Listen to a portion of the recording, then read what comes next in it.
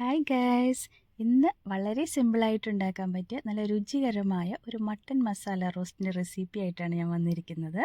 വളരെ കുറച്ച് മസാലയൊക്കെയുള്ള മട്ടൻ്റെ ഫ്ലേവറൊക്കെ മുന്നിട്ട് നിൽക്കുന്ന നല്ലൊരു ടേസ്റ്റി കറി. അതിനായിട്ട് 1 കിലോ മട്ടൻ ഞാനിവിടെ വൃത്തിയാക്കി വെച്ചിട്ടുണ്ട്. അതിലേക്ക് 1/4 ടീസ്പൂൺ മഞ്ഞൾപ്പൊടിയും ആവശ്യത്തിന് ഉപ്പും ചേർത്ത് കൊടുക്കുക.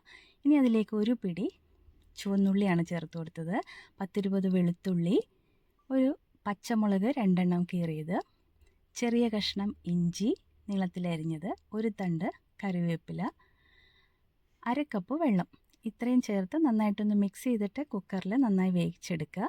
ഇനി കുറച്ച് മസാലകൾ പൊടിച്ചെടുക്കണം. മല്ലി, പെരിഞ്ജീരകം, ചെറിയ ജീരകം, കുരുമുളക്, പട്ട, ഗ്രാമ്പു, ഏലക്ക.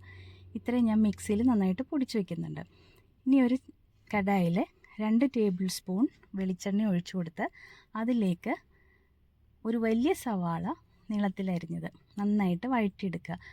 നന്നായി വാടിക്കഴിയുമ്പോൾ അതിലേക്ക് ഇഞ്ചി വെളുത്തുള്ളി പേസ്റ്റ് ചേർത്ത് കൊടുക്കുന്നുണ്ട്. ഇതിൻ്റെ എല്ലാം പച്ചമണം നന്നായിട്ട് മാറിക്കഴിയുമ്പോൾ അതിലേക്ക് 2 ടീസ്പൂൺ മുളക് പൊടി ചേർത്ത് കൊടുക്കുന്നുണ്ട്.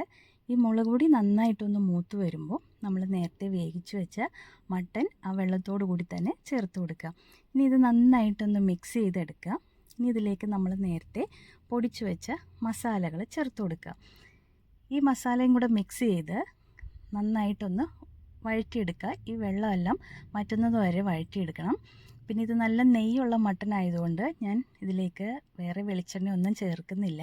നിങ്ങൾക്ക് നെയ്യില്ലാത്ത മട്ടനാണ് കിട്ടുന്നതെങ്കിൽ ഇതിൽ ഗ്രേവി വറ്റിക്കഴിയുമ്പോൾ അതിലേക്ക് കുറച്ച് വെളിച്ചെണ്ണയും കൂടെ ചേർത്ത് നന്നായിട്ട് റോസ്റ്റ് ചെയ്തെടുക്കുക. ഇപ്പോൾ നമ്മുടെ മട്ടൻ റോസ്റ്റ് റെഡി ആയിട്ടുണ്ട്. കുറച്ച് മല്ലിയിലയും കൂടി തൂകിയെടുക്കുക.